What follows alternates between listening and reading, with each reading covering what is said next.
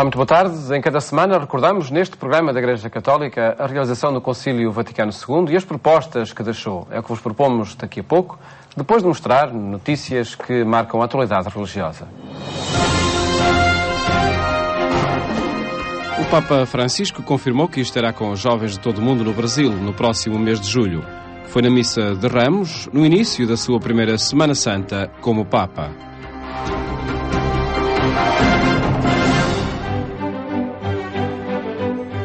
Na missa de Domingo de Ramos, Francisco destacou a alegria e a cruz e falou ainda aos jovens. Em primeiro lugar, o Papa pediu aos cristãos, homens e mulheres, para nunca serem tristes, porque um cristão nunca se deve deixar levar pelo desânimo.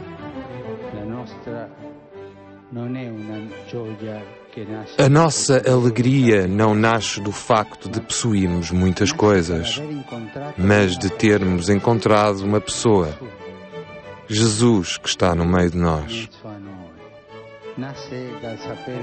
Nasce do facto de sabermos que, com Ele, nunca estamos sozinhos, mesmo nos momentos difíceis, mesmo quando o caminho da vida é confrontado com problemas e obstáculos que parecem insuperáveis. E há tantos.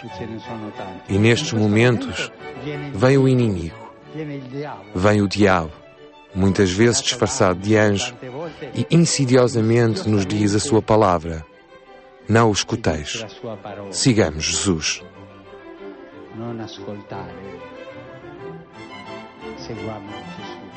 A outra palavra-chave foi a cruz, porque na cruz todos os males são lavados. Porque Jesus toma sobre si o mal, a sujeira, o pecado do mundo, incluindo o nosso pecado, o pecado de todos nós, e lava-o. Lava-o com o seu sangue, com a misericórdia, com o amor de Deus. Palavras ouvidas atentamente pelos jovens e interrompidas com aplausos ao Papa, que no final se despediu reforçando a garantia da sua presença nas Jornadas Mundiais da Juventude. Queridos amigos, seguindo os passos de João Paulo II e Bento XVI, também eu quero caminhar convosco. Já estamos próximos da etapa do Rio. Olho por isso com alegria para o mês de julho, para o Rio de Janeiro. Vindo todos e encontramo-nos todos naquela grande cidade do Brasil. Preparai-vos bem.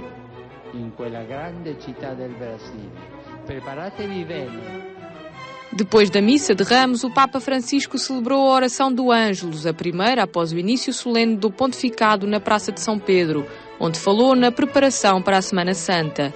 Evocou a intercessão da Virgem Maria por quem passa por situações difíceis, num dia em que se associou à Jornada Mundial de Luta contra a Tuberculose. Mas o fim de semana de Francisco começou de forma inédita. O Papa visitou o Papa Emérito Bento XVI em Castelo Gandolfo. Ambos vestiam batina branca, mas Ratzinger sem a faixa à cintura nem a romeira, ao contrário do que vestia o Papa atual. Somos irmãos, disse Francisco quando Bento XVI insistiu que o novo Papa ocupasse o lugar de honra na capela.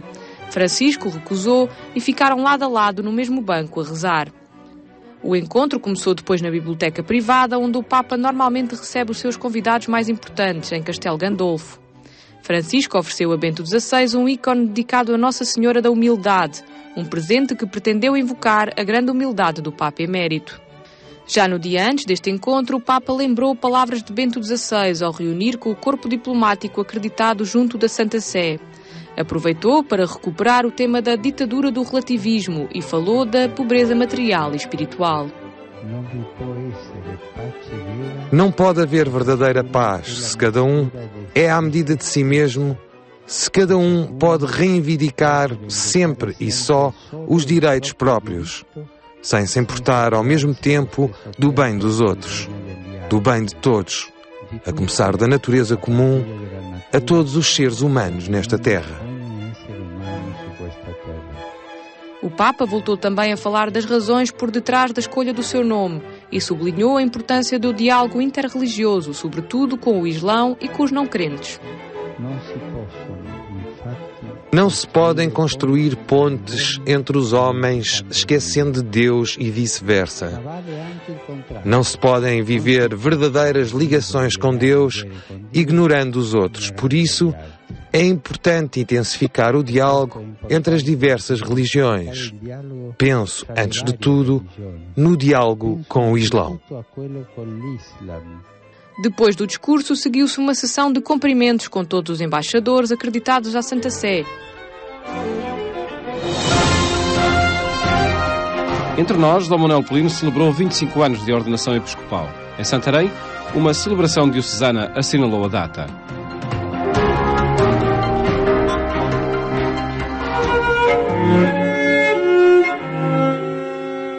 Ordenado padre há 47 anos, Dom Manuel Pelino recebeu a ordenação episcopal a 13 de março de 1988, em Coimbra, após a nomeação para Bispo Auxiliar do Porto. Em janeiro de 1998, foi nomeado Bispo de Santarém, diocese que dirige desde então. 25 anos depois, é em Santarém que se faz a festa das suas bodas de ouro, no dia e à mesma hora em que, curiosamente, no Vaticano, é eleito o Papa Francisco. É um motivo de emoção. Eu acredito que a Igreja, por trás da visibilidade de uma sociedade, há um mistério que a acompanha. E por isso acredito que é este mistério da condução da Igreja pelo Espírito Santo que me fez chegar a esta responsabilidade e que agora nos dá também um novo pastor universal com quem vou viver em comunhão. Para Dom Manuel Pelino, de 71 anos, visitar as comunidades, contactar com as pessoas, celebrar festivamente a fé, é sempre um motivo de alegria e de consolação que supera todas as preocupações. Por tudo isso, os 25 anos como bispo passaram a correr. A gente vive tão apressado que quase nem dá pela passagem de tempo. Mas é um momento de dar graças e de recordar, de trazer ao coração todo o caminho feito em que a gente sente que há a mão de Deus que nos acompanha e que não estamos sós. Há de facto uma igreja que vive em comunhão, que nos apoia, tem muita gente a colaborar e é nestes dias que a gente dá conta que de facto somos beneficiados por um povo de Deus que acredita e que vive a mesma missão que nós. Santarém recebeu-o há 15 anos e desde então que se sente também ribatejano. A gente chega a uma terra e é a terra para onde o Senhor nos manda e sentimos que é uma casa e mesmo a forma como prepararam, para mim quase sem conhecer esta celebração e esta festa, para mim mostrou-me de facto um povo unido ao redor do seu bispo, não é? São momentos em que a gente sente a veneração, o apoio, a alegria das pessoas e que nos torna mais leve, às vezes, os momentos de dificuldade. Dom Manuel Pelino presidiu a missa na Catedral de Santarém, numa celebração que contou com a participação de bispos, clero e leigos.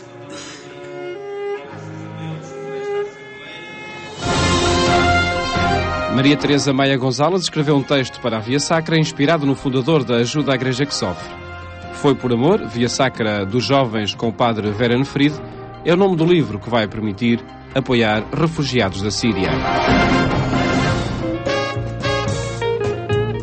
Na celebração do centenário do nascimento do seu fundador, a Fundação Ajuda à Igreja que Sofre decidiu homenageá-lo com um livro de oração da Via Sacra, para jovens e adultos, com ilustrações coloridas e apelativas. O objetivo é esse, mostrar a essência da Via Sacra aos jovens e dar a conhecer o pensamento do nosso fundador, portanto, através da Via Sacra, com toda a nossa instituição que trabalha com os cristãos perseguidos.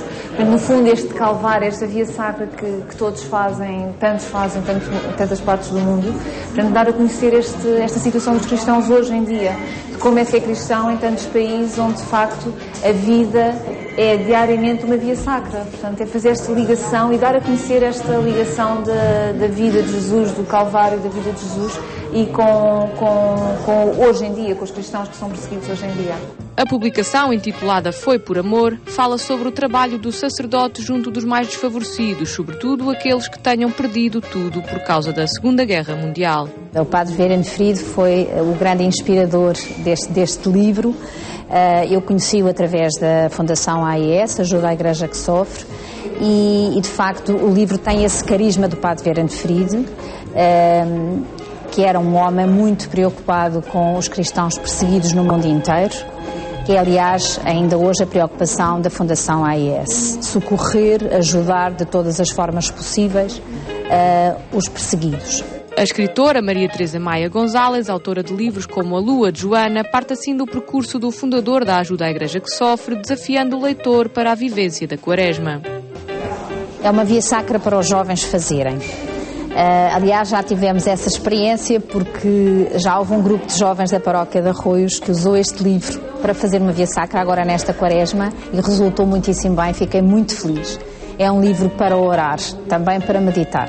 O prefácio do livro é assinado pelo Monsenhor Feitor Pinto, que vê neste livro a possibilidade de desafiar os mais jovens. É uma via sacra de uma oportunidade absolutamente extraordinária, oferecida numa linguagem acessível aos jovens que poderão efetivamente encontrar um sentido novo para a própria vida.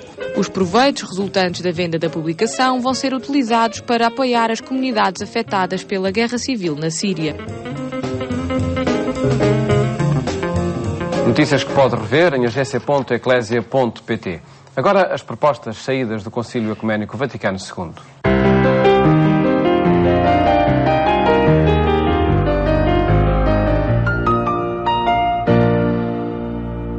E está connosco o Padre António Martins, secretário da Faculdade de Teologia da Universidade Católica Portuguesa. Muito boa tarde. Obrigado por estar neste programa, onde temos estado a apresentar nas últimas semanas a forma como o Concílio fala da pessoa e enquadra o seu percurso na história. Para hoje, falamos da forma como o Concílio apresenta as realidades temporais, a autonomia das realidades temporais. De que é que estamos a falar com esta expressão? Uma expressão bonita, mas também com a sua história e a necessidade de tradução. Eu recupero aqui um bocadinho da história e do debate da história a partir do século, sobretudo do Renascimento, que foi a emancipação do humano. O humano, nas suas diferentes ordens de organização artística, científica, política, económica, urbana, organiza-se sem pedir licença à Igreja. E tem de pedir licença? Não tem. Organiza-se numa aventura de autonomia.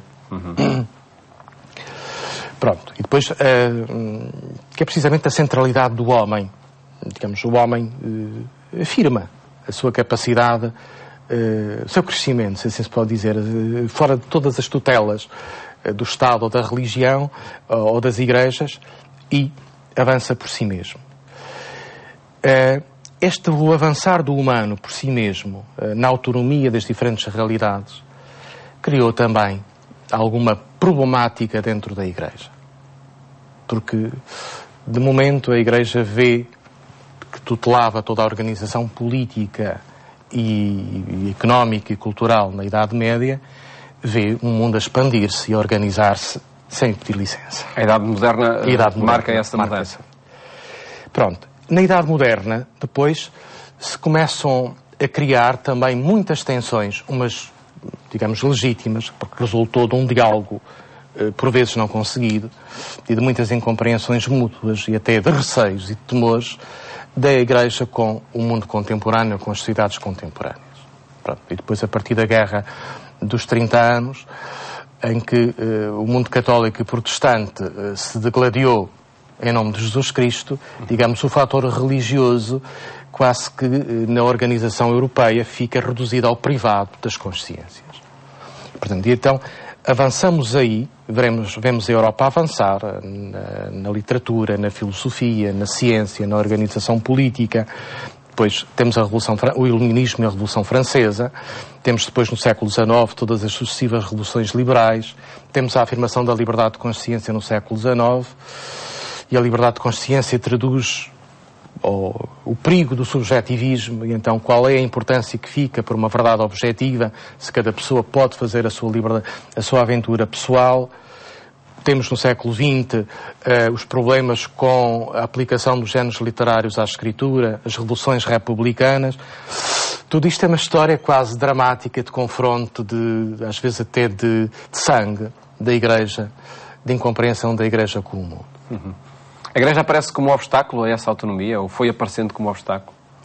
Não diria que foi aparecendo como obstáculo. Aliás, não foi obstáculo nenhum, objetivamente não foi obstáculo nenhum. Digamos, foi uma aventura de emancipação em que o mundo contemporâneo, nas suas diferentes organizações, vai por si mesmo, sem pedir licença, digamos, a uma tutela, a uma paternidade eclesial, sem pedir licença, digamos, a uma tutela pontifícia, ou uma tutela episcopal. Pronto, chegamos ao Concílio Vaticano II. Com toda esta história da autonomia, da organização dos Estados, das repúblicas, das liberdades de consciência, dos direitos cívicos, da Constituição dos direitos do homem e do cidadão, da Revolução Francesa, depois implantadas nos sucessivos regimes republicanos pela Europa fora. Portanto, chegamos ao Concílio Vaticano II, onde, pelo menos a nível de intencionalidade e de declaração de intenções, se faz esta reconciliação com o mundo contemporâneo. Digamos, isto é um fator cultural e também político e espiritual de extrema importância. Reconhece que as realidades humanas são portadoras de uma autonomia própria, isto é, organizam-se segundo a vontade própria dos homens nas circunstâncias concretas. Portanto, não tem qualquer tipo de tutela religiosa. Daí, remete-nos para a frase do Evangelho: dai a César o que é de César, dai a Deus o que é de Deus. A realidade humana, a economia, não é confissão de fé. A política não é confissão de fé. A organização da cultura não é confissão de fé por si mesmo.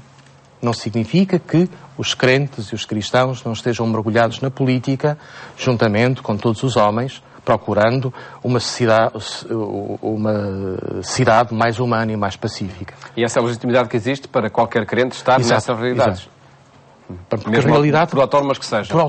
Por autónomas que sejam. Outro aspecto, esta autonomia, aqui, digamos, o valor das realidades humanas, o valor do mundo por si mesmo, que se chama autonomia das realidades temporais, ou a secularidade, que é uma conquista da modernidade e que o Concílio Vaticano II integra e faz magistério seu.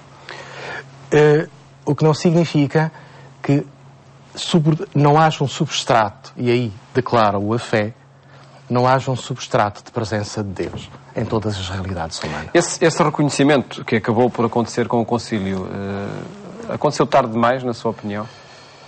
Talvez, mas foi a história, é um juízo meu e todos os juízos são subjetivos. Digamos, mas se calhar foi o momento da maturidade desta reflexão. Possivelmente não teríamos chegado a esta maturidade se cristãos e não crentes não se tivessem encontrado lado a lado na condição humana nos campos de concentração. Digamos, foi a tragédia da Segunda Guerra Mundial que deu esta consciência de reconstruir uma Europa e de reconstruir a cidade dos homens e de reconstruir a cidade dos homens no reconhecimento pela dignidade da pessoa humana e pela autonomia das realidades temporais. Digamos, foi um caminho dramático, de incompreensões mútuas, que, digo-lhe também, não está conseguido. É uma aventura de diálogo que está em aberto e hoje, digamos, em alguns países e também dentro das nossas próprias sociedades, emergem, de um lado e do outro, alguns fatores perturbantes de que põem em causa, por um lado, a legitimidade da autonomia das realidades humanas, por outro também a necessidade ou o espaço para que as igrejas sejam portadoras na sua liberdade, do seu contributo. E em espaço público. No espaço público. Portanto, é um debate naturalmente tenso, e que nunca está encerrado enquanto a sociedade humana se reorganizar na sua história. Mas é um marco importante, de Paulo, é um marco importante na clareza teológica, que depois a clareza existencial façámo-la como pudermos, em da circunstância concreta. Um dos aspectos dessa aproximação é também a que existe entre fé e ciência, que foi inaugurado também com estas propostas, com estas posições do Concílio Vaticano II. Foi dito. Não direi que foi inaugurado, já tem outro percurso anterior. Aliás, a modernidade é um dos dinamismos também da modernidade, temos a autonomia da ciência. Que, curiosamente, a autonomia da ciência é um dos produtos culturais do cristianismo, da tradição judaico-cristã. Pronto, posso estar a derivar. Quando a Escritura diz que as estrelas são luzeiros, está a dizer, isto não são deuses, são coisas. São coisas dadas ao homem para o homem as organizar e para as governar. Ou seja, a realidade não tem nada de sagrado, não tem nada de divino. Não é é qualquer coisa que é posto nas mãos do homem. E, portanto, a ciência é o resultado do aprofundamento da realidade humana.